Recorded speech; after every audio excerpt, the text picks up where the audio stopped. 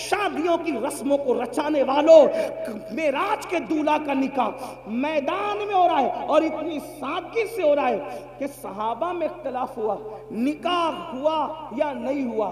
तो सहाबा में से चंद सहाबा ने कहा क्यों बहस करते हो, इंतजार करो। अगर रसूलुल्लाह ने हजरत सफिया को पर्दा करा दिया तो समझ लेना कि निकाह हो गया, और अगर पर्दा नहीं कराया तो समझना कि निकाह नहीं हुआ। आपसे पूछना चाहता हूं, जब मेराज के दूल्हा का निकाह इतनी सादगी से होता है तो तुम कौन और तुम्हारी हैसियत क्या, हम कौन और हमारी हैसियत का। लेकिन जुल्म का बुरा हो, मुसलमान को नबी की सुन्नत कब याद आती है, कब याद आती है नबी की सुन्नत।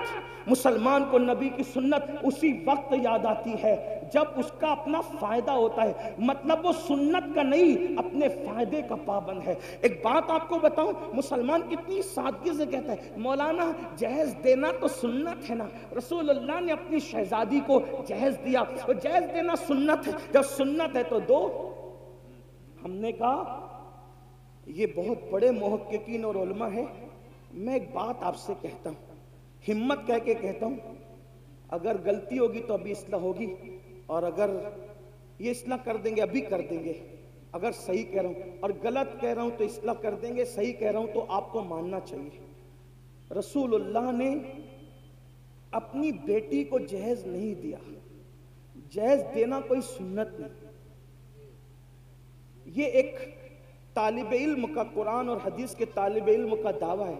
मुनाजरे मुबाहिसे और उसका शौक नहीं है, ना मैं मुनाजिर हूँ ना मैं बहस वाला आदमी हूँ, लेकिन एक मैं आपकी अदालत में एक बात रख रहा हूँ उलमा की तवज्जो के साथ। तवज्जो आपकी इसी बात तवज्जो से सुन लें, जहेज देना सुन्नत नहीं है, जब देना सुन्नत नहीं तो लेना भी सुन्नत नहीं।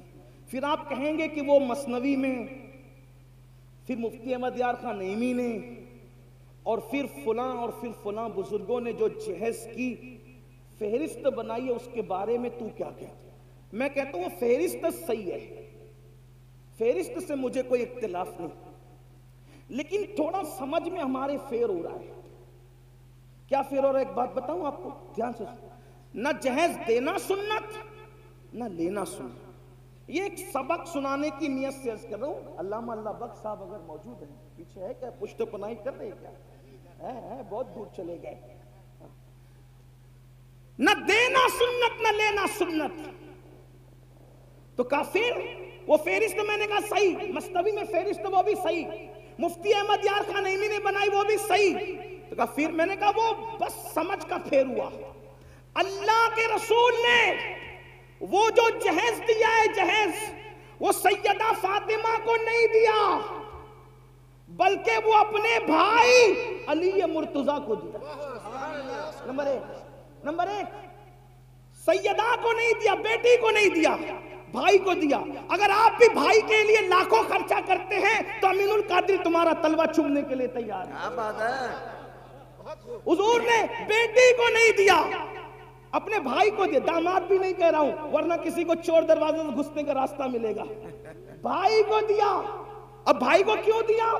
इसलिए कि हजरत अबू तालिब कसीरुल अयाल थे और उनकी गुर्बत का एहसास था रसूलुल्लाह को, तो फरमाया अपने चचा अब्बास से कि तुम्हारे भाई कसीरुल अयाल हैं, तो उनके कुछ बच्चे हम अपनी जिम्मे पे ले लेते हैं और उनकी परवरिश हम करते हैं। तो हजरत जाफर को हजरत अब्बास ने ले लिया और अली मुर्तजा को बचपन से रसूलुल्लाह ने अपनी परवरिश में ले लिया। तो घर में रसूलुल्लाह ने रखा, बचपन से नबी ने पाला, नबी ने पला, नबी ने बढ़ाया, नबी ने परवरिश की। अब बताओ, जिसके घर में अली पले हैं, तो अब अली मुर्तजा का खुद का घर नहीं था, अब शादियों के अली नए घर में जा रहे हैं। तो जिसने पाला था, जिसने पोसा था, जिसने बड़ा किया था, जिसने तरबियत की थी, अगर बफर्ज़े मुहाल अली मुर्तजा का निकाह सैयदा फातिमा के साथ ना भी होता और अली का निकाह किसी और के साथ होता, तो भी अली मुर्तजा का घर सजाने की जिम्मेदारी तो उसी की थी ना, जिसने बचपन से परवरिश की थी।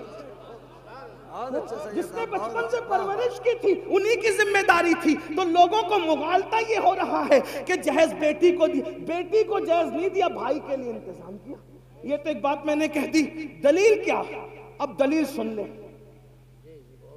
एक खजूर, तवज्जो, एक खजूर किसी माँ या बाप के पास आए और वो दो बच्चों में बराबर बराबर तकसीम न करे, तो अल्लाह के रसूल फरमाते खजूर की गलत तकसीम करने पर भी अल्लाह को जवाब देना पड़ेगा।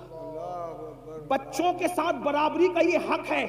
इसको एक मर्तबा बोसा लिया तो दूसरे बच्चे का हक है कि उसको भी एक बार ले ले। है? जो मजहब बोसा लेने में बराबरी देता हो बच्चों के लिए, तो अब सुने, मेरे नबी की एक बेटी तो न थी ना। हमारे अकीदे में, अहले सुन्नत के अकीदे में नबी की कितनी शहजादियां हैं? 4। कितनी हैं? 4। जो मिल के बोले कितनी हैं? और 4 मानो, क्योंकि दूसरे हैं जिनको 4 हजम नहीं होती। कुछ ऐसे हैं जिनको 4 से ही नफरत है। जी जी, सुभान अल्लाह। न 4 खुलफा मानते हैं, न 4 शहजादियां मानते हैं, उन्हें तकलीफ है और वो पूरा जोर लगा रहे एक है, एक है, एक है। हमने कहा 4 है, हमारे पास कुरान से दलील। हमारे पास दलील कहां से? उलमा मौजूद है। ये इब्ने कसीर ने कहा और ये इसने कहा और उसने कहा, मैंने कहा जब कुरान कह दे तो फिर कोई कसीर नहीं, कोई कामिल नहीं, कुछ नहीं। जिसकी बात कुरान से टकराएगी, अगरचे वो हमारा सबसे बड़ा इमाम कहलाए, फिर भी हम उसकी बात नहीं मानेंगे, क्योंकि कुरान, साहिब कुरान हमारे लिए पहले नंबर पर है। सही बात है, यही तो है ना। हमारे इमाम ने जब ऐलान किया कि मेरा कोई कौल हदीस से सही से टकरा जाए उसे छोड़ दिया जाए, यही है हमारा उसूल। अब कुरान क्या कहता है? या अय्युहन नबी, तवज्जो, कुरान कह रहा है, जो नबी की 4 बेटियां नहीं मानते ना, उनकी तरफ तवज्जो दिलाना चाहता हूं। या अय्युहन नबी, ऐ नबी, उल ले अज़वाजिका व बनातिका व निसाइल मुमिनीन, ऐ महबूब आप फरमा दे, ऐ नबी आप कह दे, किससे? ले अज़वाजिका, अपनी बीवियों से, व बनातिका, अपनी बेटियों से। छोटा सा भी अरबी का तालिब इल्म हो तो वो जानता है अरबी जबान की बलागत और उसत ये है कि अरबी के यहाँ वाहिद जमा नहीं है सिर्फ, बल्कि वाहिद है, तस्निया है, फिर जमा किल्लत है, जमा कसरत है। सही।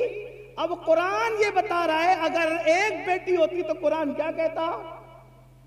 कुल्ली अज़वाजिका व बिन्तिका। लेकिन कुरान बिन्तिका नहीं कह रहा है, क्या कह रहा है? बनातिका। वाहिद भी नहीं है, तस्निया भी नहीं है, बल्कि जमा है। अब अगर उसको जमा किल्लत भी मान लिया जाए तो कम से कम 3 मानना पड़ेगा। आप कम से कम तो आपको 3 मानना पड़ेगा। 3 से कम पर तुम्हारी जान नहीं छूट सकती।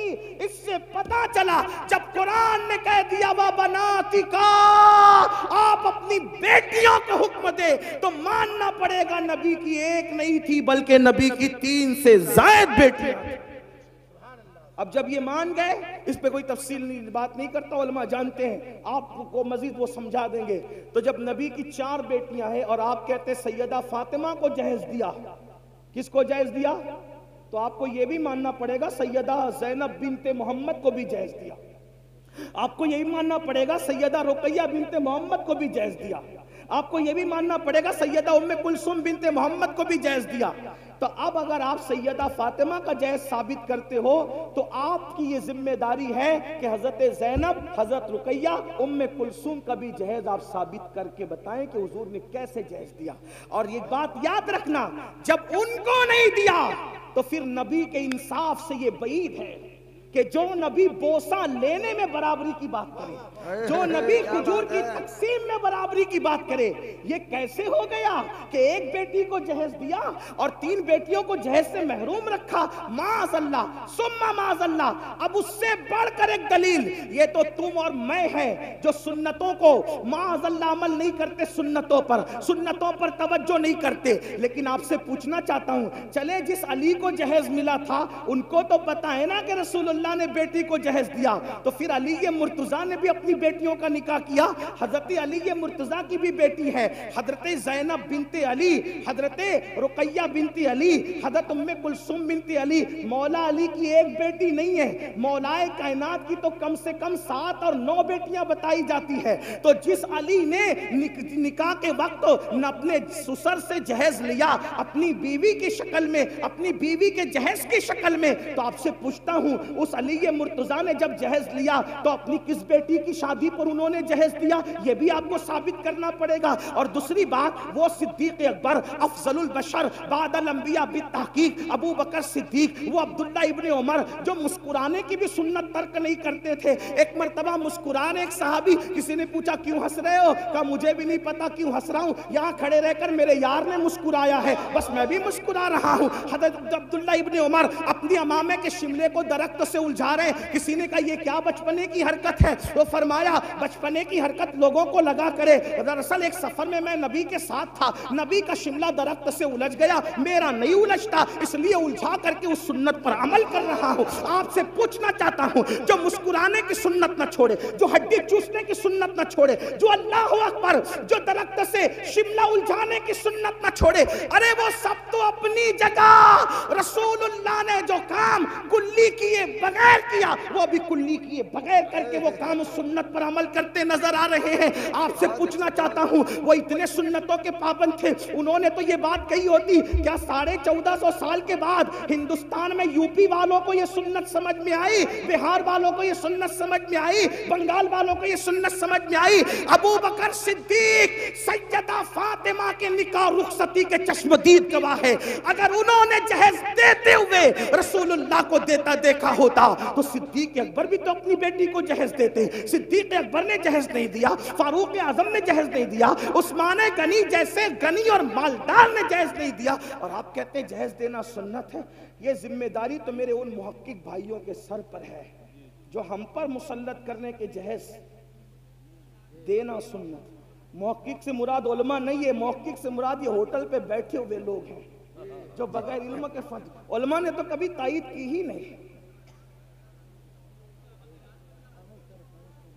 अरे क्या ये लोग क्यों मार रहे भाई, वहीं रोको बिला वजह। उलमा ने तो कभी तायीद की ही नहीं। दरअसल ये सारे खुराफात की तायीद नफ्स के गुलाम लोग कर रहे हैं। मेरी गुजारिश है आपसे, अगर कौम की बच्चियों की आबरू और इज्जत से थोड़ी भी दिलचस्पी हो,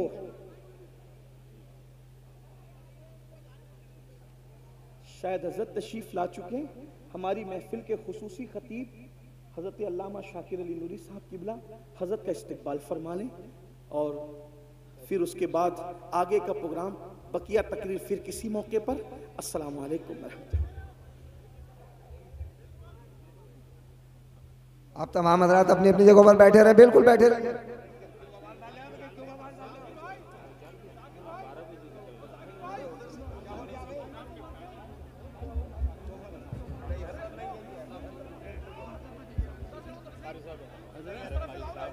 हजरत अभी अभी आपने तकरीर सुनी है कि